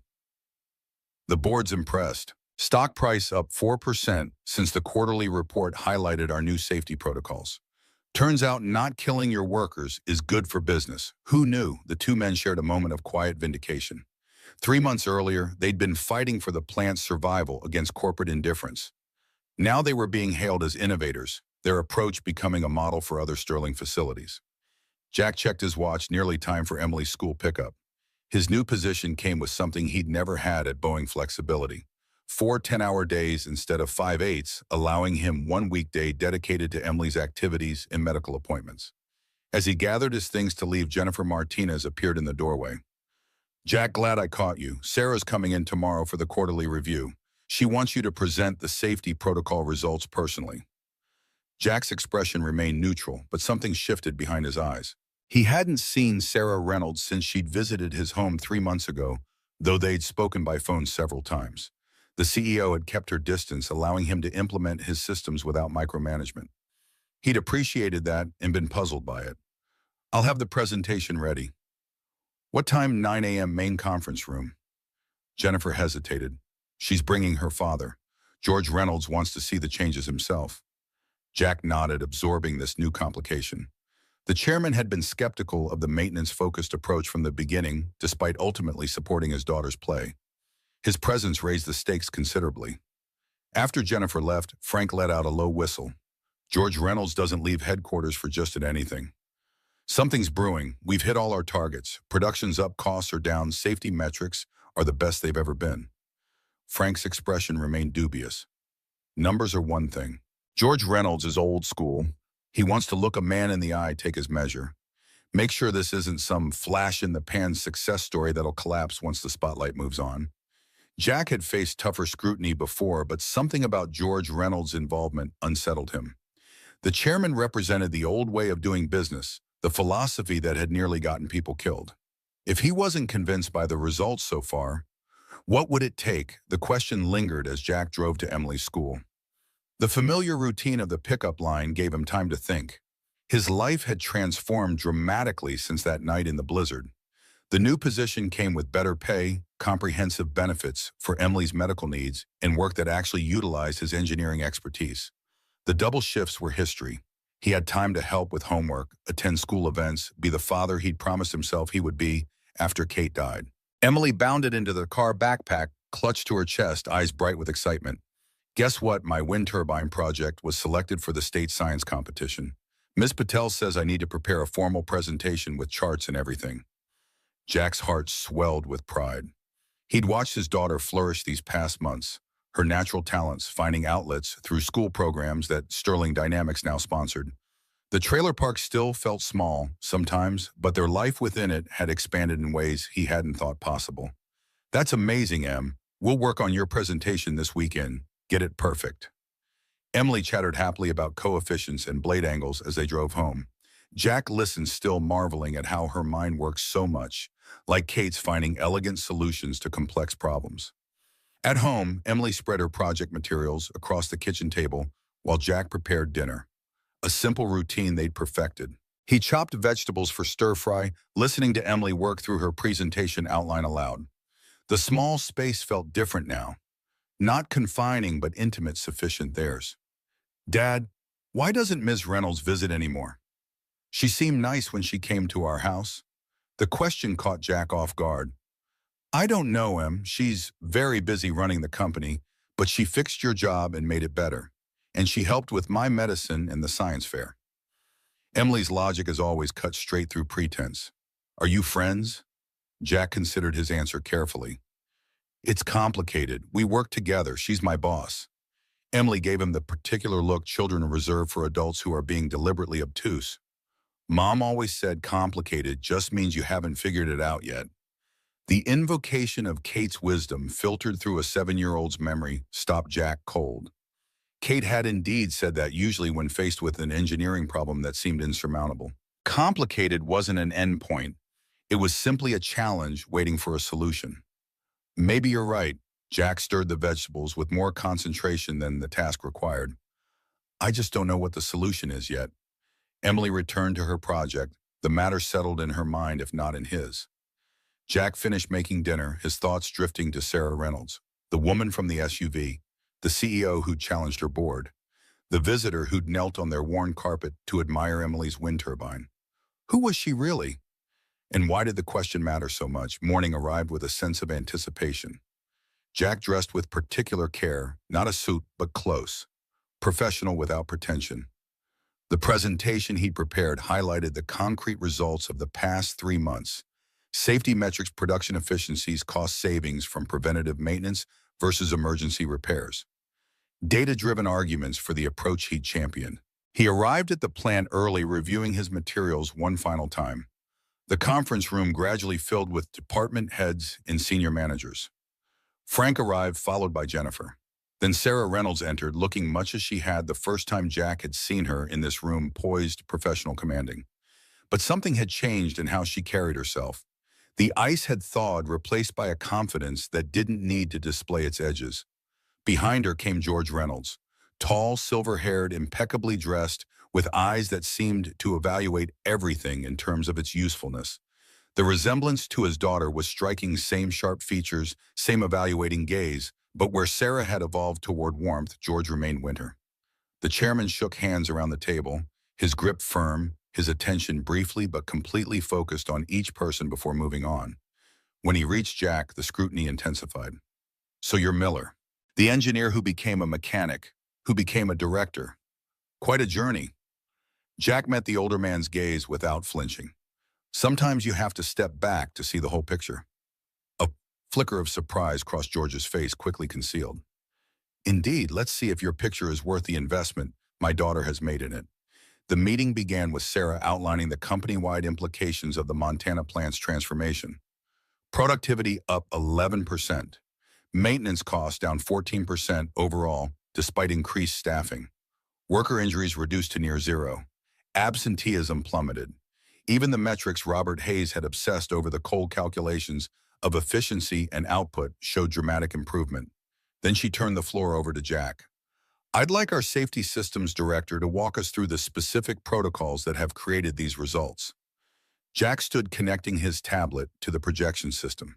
For the next 30 minutes, he guided them through his comprehensive approach. The monitoring systems, the maintenance schedules, the cross-training programs that ensured knowledge sharing across shifts. He showed how preventative maintenance created predictable downtimes that could be scheduled around production needs rather than catastrophic failures that shut down lines without warning. How worker input had identified dozens of minor issues before they became major problems. Throughout, George Reynolds watched with an expression that revealed nothing. He asked occasional questions, precise, targeted, designed to test Jack's depth of knowledge and conviction. When the presentation concluded, George leaned back in his chair, fingers steepled before him. Impressive results, Mr. Miller, but sustainability is the true test. Will these improvements hold when the spotlight moves elsewhere? When budget pressures mount in leaner quarters? Jack didn't hesitate. The savings from prevented catastrophic failures more than offset the increased maintenance costs. This isn't charity or corporate social responsibility, it's sound business practice. But it requires long-term thinking, not quarterly shortcuts. The bluntness hung in the air, a direct challenge to the philosophy George himself had championed throughout his career. The room held its collective breath, waiting for the chairman's response. George studied Jack for a long moment. Then, to everyone's surprise, he smiled, a brief upward turn of his mouth that vanished almost immediately but was unmistakably genuine. I've been running companies for 40 years, Mr. Miller. Do you know what I've learned? That organizations like machines reveal their true character under stress. 3 months ago, this plant was on the verge of both mechanical and organizational failure. Now it leads our company in every metric that matters. He turned to Sarah. Your alternative approach has proven itself. The board has approved its implementation across all Sterling facilities. The tension in the room dissolved into murmurs of approval and relief. Frank caught Jack's eye across the table, giving him a subtle nod of congratulation. Sarah maintained her professional composure, but her eyes conveyed deeper satisfaction. The meeting concluded with assignments for expanding the Montana protocols to other plants. As people filed out, George Reynolds approached Jack directly. My daughter tells me you once designed a predictive maintenance system at Boeing that was shelved for cost reasons.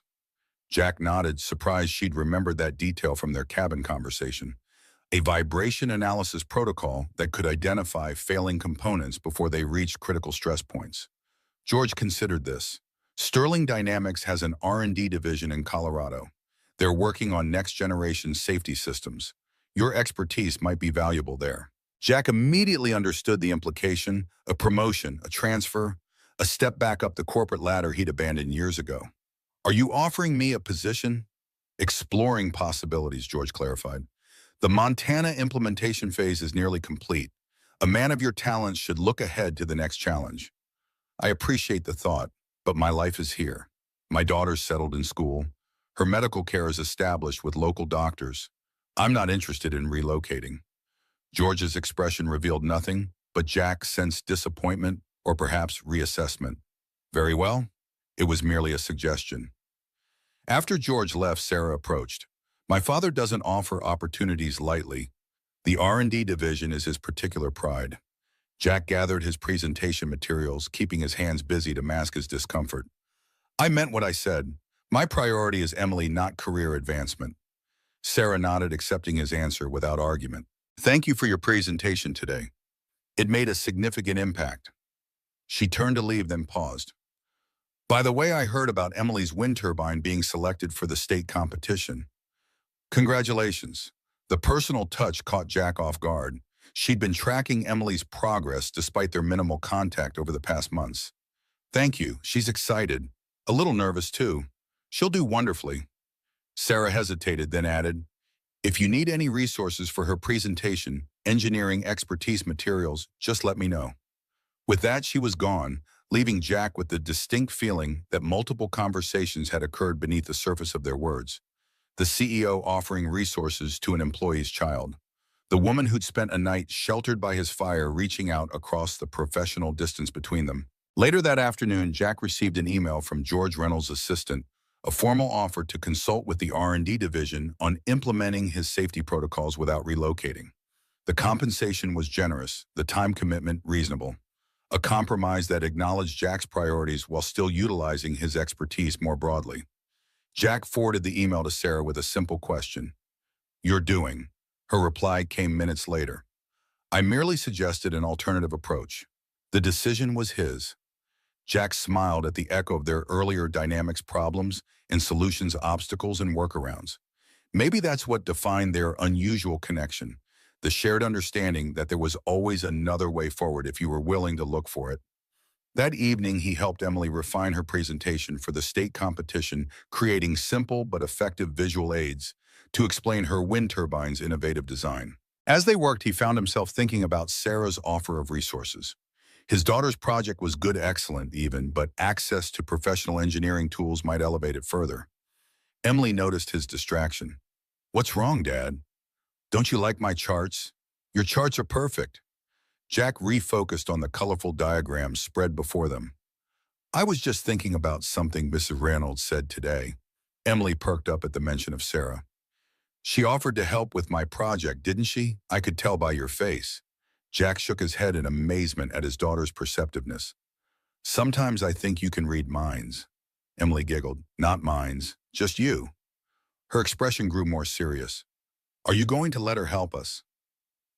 It's your project, Em. What do you think? Emily considered the question with the grave deliberation of a child making an important decision.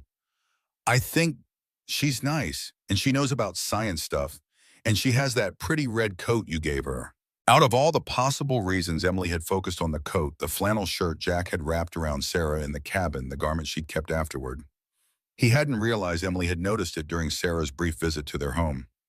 That settles it then. Jack ruffled his daughter's hair. I'll ask her tomorrow.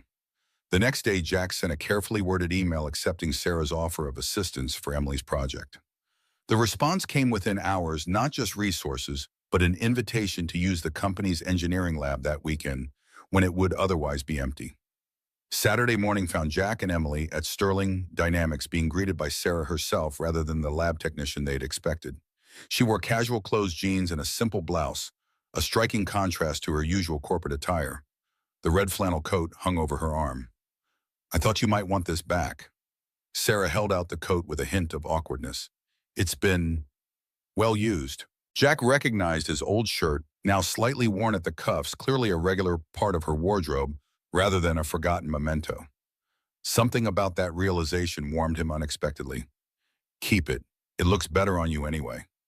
Emily, oblivious to the undercurrents, bounded forward with her project in hand. I brought my turbine. Can we test it in a real wind tunnel? Sarah knelt to examine the model, her focus immediately and completely on the child before her. That's exactly what I had in mind. And I've asked our lead wind engineer to join us. He's designed systems for wind farms across 3 states. The morning unfolded with a kind of magic as Emily's project was tested, refined, and enhanced with professional equipment. The company's wind engineer, a soft-spoken man named Dr. Patel, coincidentally the father of Emily's teacher, treated the 7-year-old's ideas with the same respect he'd give a colleague. Sarah moved between them, asking thoughtful questions, offering suggestions, her genuine interest in Emily's work evident in every interaction. Jack observed from a slight distance, struck by the transformation in Sarah. Gone was the Ice Queen CEO, replaced by someone warmer, more engaged, more present. The change wasn't just in how she presented herself, but in something fundamental, as if she'd reconnected with parts of herself long frozen. During a break while Dr. Patel ran some calculations, Sarah joined Jack by the observation window. Your daughter is remarkable. That variable pitch adjustment she designed intuitively, our engineers spent months developing something similar for the Wyoming wind farm project. She gets that from her mother. Kate could see solutions where everyone else just saw problems. Sarah glanced at him, curiosity evident but restrained. You don't talk about her much, your wife. Jack's instinct was to deflect to maintain the protective barrier around those memories. But something about this moment, the quiet lab Emily happily absorbed in her project, Sarah's genuine interest loosened his usual guardedness. She was an aerospace engineer. Brilliant. Could look at a failing system and diagnose the problem in minutes. We met at Boeing, worked on the same team. She loved the challenge, the constant innovation. What happened? Sarah's question was gentle, without demand. Jack watched Emily across the lab, so like her mother, in her focused concentration. Cancer. Rare type aggressive.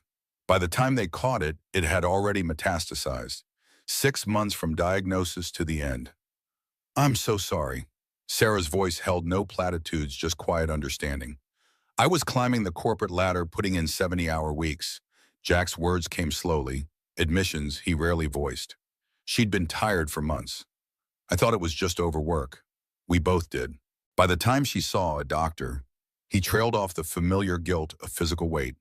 Sarah didn't rush to fill the silence or offer empty reassurances. She simply stood with him in the moment, bearing witness. After Kate died, I couldn't stay. Couldn't face the same hallways, the same projects, the reminders of all the time I'd wasted chasing promotions instead of being with her. So I brought Emily here to my hometown, took whatever jobs I could find, promised myself I'd never miss another moment with my daughter for the sake of career advancement. Sarah nodded, understanding dawning in her eyes. That's why you turned down my father's R&D offer. I built a life here. It's not glamorous, but it's ours. Emily has stability, friends, doctors who know her case. After everything she's been through, I won't uproot her for a better title or a bigger paycheck. Sarah's gaze shifted to Emily across the lab. The clarity of your priorities is refreshing. In my world, people sacrifice everything for the next rung on the ladder. Family health integrity. I've done it myself. Her candor surprised him. Why did you change course with the plant, with Hayes, with all of it? You were on track to implement those cuts. What really happened? Sarah considered the question, seeming to weigh her answer carefully. When you pulled me from that SUV, when you made that splint from scraps, when you tended that fire all night, you did it without calculation. Without weighing costs and benefits. She turned to face him directly. My entire career was built on calculations, on seeing people as assets or liabilities. Then you saved my life simply because I needed saving. It recalibrated something in me. The admission hung between them, honest and unvarnished. Jack saw in her face the same quality he'd glimpsed that night in the cabin, a vulnerability she kept carefully guarded, a capacity for warmth she rarely allowed herself to express. Before he could respond, Emily called from across the lab. Dad, Miss Reynolds, come see the modifications worked, the turbines generating 15% more power. The moment passed as they rejoined Emily and Dr. Patel, but something had changed, a barrier lowered, a connection strengthened. They spent the rest of the morning completing Emily's project, the atmosphere relaxed and collaborative. When they finished, Emily's wind turbine had evolved from promising concept to working prototype, complete with professional testing data to support her presentation. As they prepared to leave, Sarah handed Emily a small package wrapped in simple blue paper. A small token for your state competition. For luck. Emily tore open the wrapping to reveal a silver pendant in the shape of a wind turbine blade hanging from a delicate chain. It's beautiful. Emily immediately put it on the pendant, catching the light as she moved. Sarah smiled, genuinely pleased by the child's reaction. It's made from recycled aircraft aluminum. Seemed appropriate for a young engineer who knows how to repurpose materials. Jack watched the interaction with mixed emotions. Sarah's thoughtfulness touched him, but her ease with Emily stirred complicated feelings. This wasn't just professional courtesy anymore. This was personal involvement, crossing boundaries he'd carefully maintained. In the parking lot, Emily ran ahead to the truck while Jack and Sarah lingered a moment longer. Thank you for today. Jack's gratitude was sincere despite his conflicted feelings. You didn't have to do all this. Sarah glanced toward Emily, now waiting impatiently by the pickup. She reminds me of myself at that age. before spreadsheets and quarterly targets became my world. I had a science project too, a solar water purification system. My mother helped me build it, won first place. The mention of her mother surprised Jack. Sarah rarely spoke of her family beyond her father. Your mother was an engineer, the best Sterling Dynamics ever had. Sarah's expression softened with memory. She designed the original pressure management system for our aerospace components, the one that's still used today 30 years later. What happened to her? Sarah's gaze turned distant. Cancer, when I was 14. The parallel struck Jack with physical force, both of them shaped by the same loss, though at different points in life. I didn't know. I'm sorry. It was a long time ago. Sarah refocused, professional demeanor returning like a shield.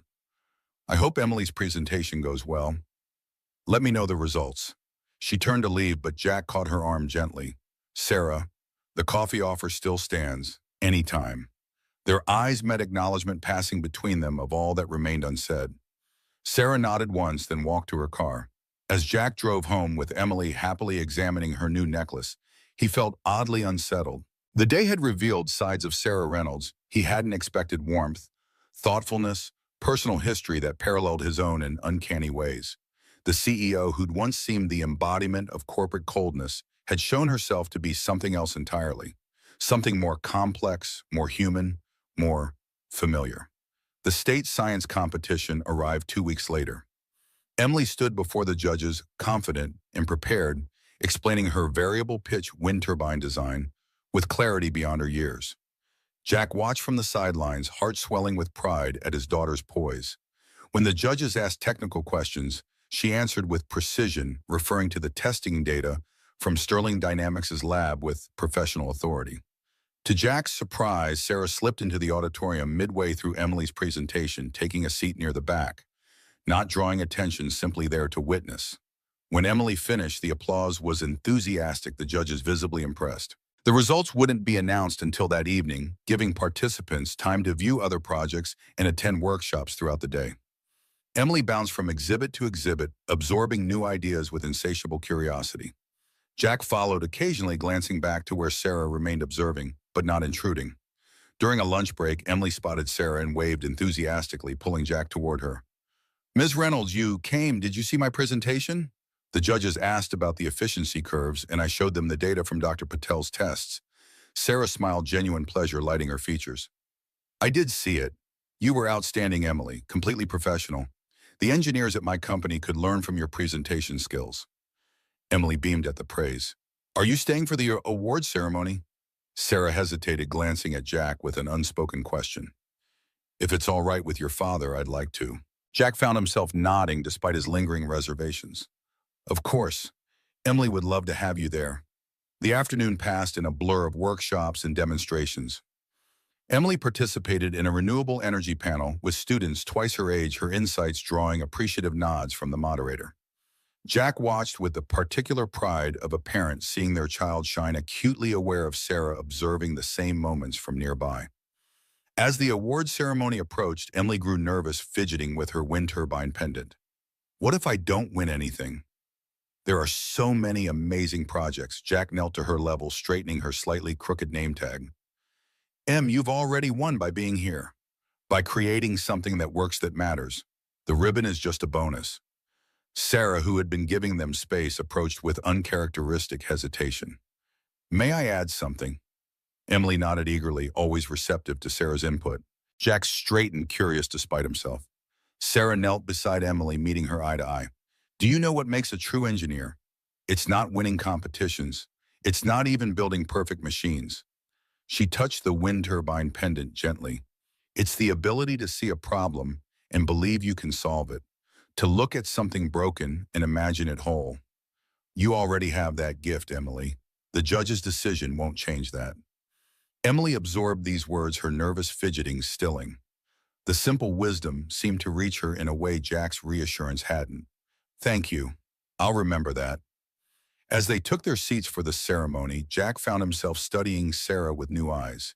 She'd connected with Emily on a level he hadn't expected, not as an authority figure or even a mentor, but as someone who recognized a kindred spirit. The elementary division awards began with honorable mentions, then third place. Emily squeezed Jack's hand as each name was called, her anticipation building. Second place went to a solar desalination project. Then the first place announcement came Emily Miller and her variable pitch wind turbine. Emily's shriek of delight pierced the auditorium. She hugged Jack fiercely, then sprinted to the stage to accept her ribbon and certificate. Her acceptance speech was brief but heartfelt, thanking her father for never letting her give up her teacher, for encouraging her interests, and Ms. Reynolds and Dr. Patel for real engineering help. When she returned to her seat, she surprised both adults by hugging Sarah just as enthusiastically as she had Jack. The spontaneous gesture caught Sarah off guard, her composure briefly slipping to reveal genuine emotion before she recovered, returning the embrace with careful gentleness. After the ceremony, they celebrated with ice cream at a nearby diner. Emily, still bubbling with excitement, explained her project to the waitress, the cashier, and anyone else who showed the slightest interest. Jack and Sarah sat across from each other, watching her animation with shared amusement. I think the entire state of Montana will know about variable pitch turbines by morning. Jack's voice carried the satisfied exhaustion of a parent after a long, successful day. Sarah smiled, twirling her spoon through melting ice cream. She's extraordinary. You've done an amazing job with her. The compliment, simple and direct, warmed him unexpectedly. She makes it easy. Hardest part is keeping up with her. A comfortable silence settled between them as Emily continued her enthusiastic explanations to neighboring tables. For the first time, Jack felt truly at ease in Sarah's presence, not as CEO and employee, not as rescuer and rescued, but simply as two people sharing in a child's joy. When Emily finally exhausted herself, head nodding despite her protests that she wasn't tired, Jack knew it was time to leave. Sarah walked with them to the parking lot, the night air crisp with approaching autumn. Emily gave Sarah one last hug before climbing into the truck, ribbon clutched proudly in her small fist. Thank you for coming. It made it extra special. Sarah's expression softened in a way Jack had rarely witnessed. I wouldn't have missed it for anything. As Emily settled in, Jack hesitated by the driver's door, feeling the weight of unspoken possibilities between them. Would you like to join us for dinner sometime? Nothing formal, just a meal. The three of us. Sarah's surprise was visible, quickly replaced by something warmer, more tentative. I'd like that very much. They exchanged a look that acknowledged this small but significant step, a personal invitation, a willing acceptance, the beginning of something neither had anticipated. As Jack drove home with Emily already asleep against the passenger door, her ribbon still clutched tight, he reflected on the unlikely journey that had brought them here. A blizzard, a rescue, a corporate showdown, a scientific triumph. Moments that had changed trajectories, altered perspectives, created new possibilities. 3 days later, Sarah arrived at their trailer carrying a homemade apple pie and wearing the red flannel coat over a simple blouse and jeans. The domestic gesture seemed both incongruous and perfectly right, the CEO who had found her way back to something essential, something warm. Emily welcomed her with characteristic enthusiasm, immediately pulling her to see the ribbon displayed prominently above her desk and the new wind turbine improvements she was already planning. Jack moved around the kitchen, finishing dinner preparations, oddly comfortable with Sarah's presence in their small space. The meal was simple: roast chicken, vegetables from the community garden where Jack and Emily had a small plot. The conversation flowed naturally, ranging from Emily's school projects to plant operations to local Ridgemont history. None of the awkwardness Jack had half expected, none of the careful distance they'd maintained in professional settings. As they cleared dishes afterward, Emily yawned despite her best efforts to hide it. Early bedtime tonight. You've had a big few days. Emily started to protest, then reconsidered. Can Ms. Reynolds read me a story first? The request startled both adults. Sarah recovered first, her response careful, leaving room for Jack's veto. If your dad says it's okay, I'd be happy to. Jack nodded, touched by his daughter's inclusion of Sarah in their nightly ritual. Sure, you go get ready, pick out a book. Emily disappeared into her small bedroom, leaving Jack and Sarah alone in the kitchen. Jack busied himself with the dishes, suddenly self-conscious about the domesticity of the scene. She doesn't usually invite people into her bedtime routine. It's been just the two of us for so long. Sarah leaned against the counter, watching him work. I'm honored, she asked. But if it's too much, too personal? Jack shook his head. No, it's good. You're important to her, to us. The admission hung in the air between them, simple but profound. Sarah's expression, softened vulnerability, briefly visible before Emily reappeared in pajamas clutching a worn copy of A Wrinkle in Time. "I'm ready." She beckoned to Sarah, who followed her to the bedroom, leaving Jack to finish the dishes alone. Through the thin walls, he could hear Sarah's voice animated as she read about tesseracts and dimensional travel. Emily's occasional questions, the easy rapport between them. When Sarah emerged 20 minutes later, her expression was thoughtful. "She's asleep." Right in the middle of chapter 3, the multi-dimensional physics wore her out. Jack smiled, drying his hands on a kitchen towel. "She's been fascinated by that book since her teacher read it in class. Keeps asking me if we can build a tesseract in the garage." Sarah laughed softly, the sound natural and unguarded. Smart as she is, I wouldn't put it past her to figure it out. They moved to the small living room, the evening stretching before them with new possibility. Jack poured 2 mugs of coffee, and they settled on the couch close, but not touching the space between them, charged with unspoken awareness. "Thank you for dinner, for including me." Sarah's voice was quieter now, more personal. Jack studied her in the warm lamplight, this woman who had entered their lives through crisis and remained through choice. "You belong here." The words surprised even him with their certainty. Sarah met his gaze, searching for the truth behind the statement. "In this trailer, in Ridgemont, or in your lives?" "All of it." Jack set his mug down, turning slightly to face her more directly. "I don't know exactly what this is between us. It doesn't follow any pattern I recognize. CEO and employee, stranger and rescuer. Whatever labels might apply, they all feel insufficient." Sarah nodded, understanding in her eyes. "We've seen each other at our most vulnerable and our most capable. It creates a connection that doesn't fit into conventional categories." "So what do we do with that?" Jack's question hung between them, honest in its uncertainty. Sarah considered this, her usual decisive nature giving way to careful reflection. "I think we acknowledge it, we explore it slowly, without expectations or predetermined outcomes." She hesitated, then added, "I've spent my career making 5-year strategic plans, but some things can't be mapped in advance. Some things need to be discovered as you go." Jack thought about the night in the cabin, about Emily's words, "warm beats storm," about the journey that had brought them to this moment. Maybe that's the point, not having all the answers, just being willing to look for them together. Sarah's hand found his fingers, intertwining with natural ease. The gesture was simple but profound, a connection freely offered and accepted, a beginning rather than a conclusion. Outside, the Montana wind picked up, whistling around the corners of the trailer. But inside, warmth prevailed, not just physical comfort, but something deeper. The warmth of connection, of possibility, of a future taking shape one moment at a time. Emily's drawing hung on the refrigerator door, crayon flames bright against the blue background. Those 3 words capturing a truth both simple and profound. Warm beats storm. Not because storms weren't real or dangerous, but because warmth created together, tended, carefully shared freely, had the power to endure when the worst had passed.